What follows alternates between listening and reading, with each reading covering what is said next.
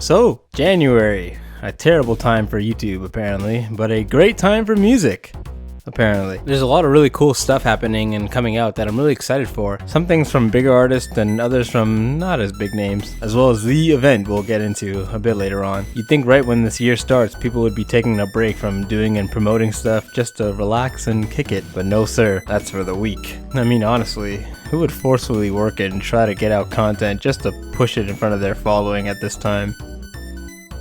So in this video, we're going to talk about a few things, mainly stuff I'm pretty excited for. But first, Happy New Year by the way. Look at us, crossing over into the big 21, unless you live in North Korea. I hope everyone had a good one. Oh, Lord knows I did. Now, before we start, let me just put this on here in honor of my boy. There we go. Hey, looking pretty snazzy, eh? So, without further ado, this is January in music. I should preface that I'm not really planning on doing one of these every month. There's a lot of stuff happening, and I just thought it would be a nice thing. Unless people like it, I might keep doing it, but I don't know. I just have to see what's going on. So let's start this off with arguably the biggest artist in the world right now, Drake, and his upcoming album Certified Loverboy coming out this month. Now, Drake is in a weird spot right now. He was the most popular and successful artist of the past decade. Say what you want about the dude, love or hate, but it doesn't even matter because that's a fact. Most streamed artist on both Apple Music and Spotify, multiple hits, a killer 2010 run. The dude's got the creds. But even though he's had all this success, it hasn't really been translating into his album game as of late. When he started, Drake was changing the industry with his blends of rap and R&B, not seen much at the time, and found runaway success with that. Each album he was releasing was fleshing out his sound and vibe, being liked by critics and fans alike. But this would start to split around 2015 when Drake would release two, as he calls them, mixtapes, being If You're Reading This It's Too Late and What a Time to Be Alive. Jeez, what names. The latter being a collab album with Future. Not referring to these as albums, and more so a collection of songs to tide fans over until his main album, Views from the Six, came out. This was a surprise album released on February 13th in 2015 and focused a lot more on Drake's rapping than anything else. He even broke the streaming record on Spotify for first week streams that was previously held by himself. This album was received pretty well by everyone and made people look at Drake more as a serious rapper than just R&B guy who raps. That is, until the thing happened. Meek Mill coming out of the woodworks to shatter the man's dreams.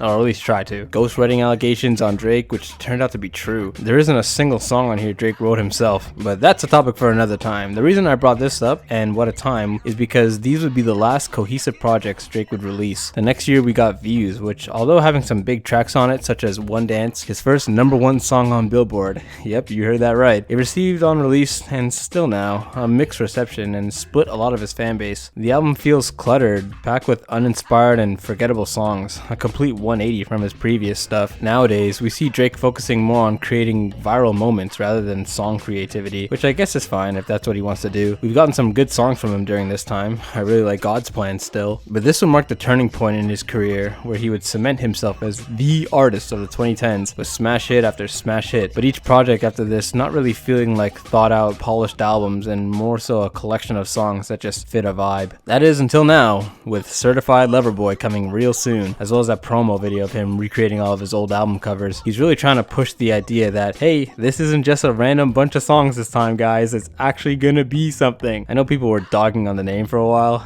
but I don't mind it. Could be better, don't get me wrong, but if I had to guess, I would say it's coming on the 22nd of the month, unless he completely surprises everyone and it's coming out yesterday or something. But that's only one thing. There's also the big event everyone's always super excited for. No, not the groundhog, but also starts with a G, the Grammys. This year, they've been receiving a lot of flack for what they did. Not surprising though, they're always pulling some shit. They just can never get it right. This year, they decided to completely blackball The Weeknd from any awards after having arguably his most successful year as an artist ever. Numerous records broken, smash hit, acclaimed album, like he really did it all, and they just said nope. Kind of a shame really. They even planned him performing, going back and forth with him just to say he's not getting a single nomination. That's crazy. I guess that TikTok concert wasn't enough for him. I'm curious to see if they'll even address it at the show.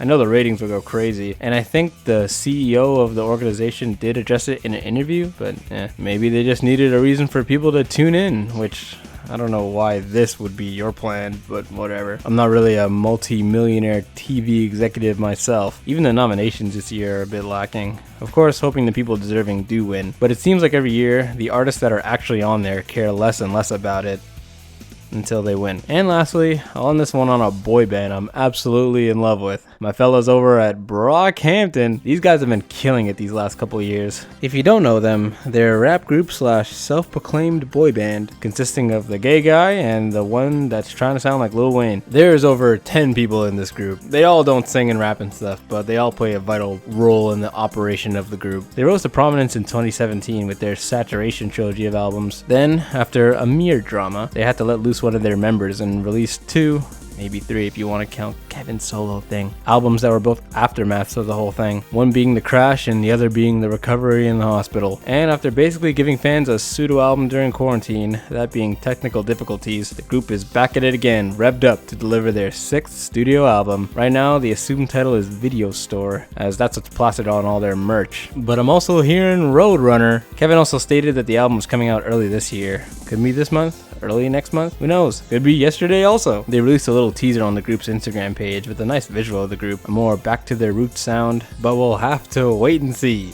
But hey, what are you guys excited for this month? Is it Drake, the Grammys, Brockhampton, or something else completely different? Let me know in the comments, I'd love to know. And leave a like on this video too if you enjoyed it. I spent way too much time talking about Drake in this video, even though I'm technically more excited for the Brockhampton album. But what are you gonna do?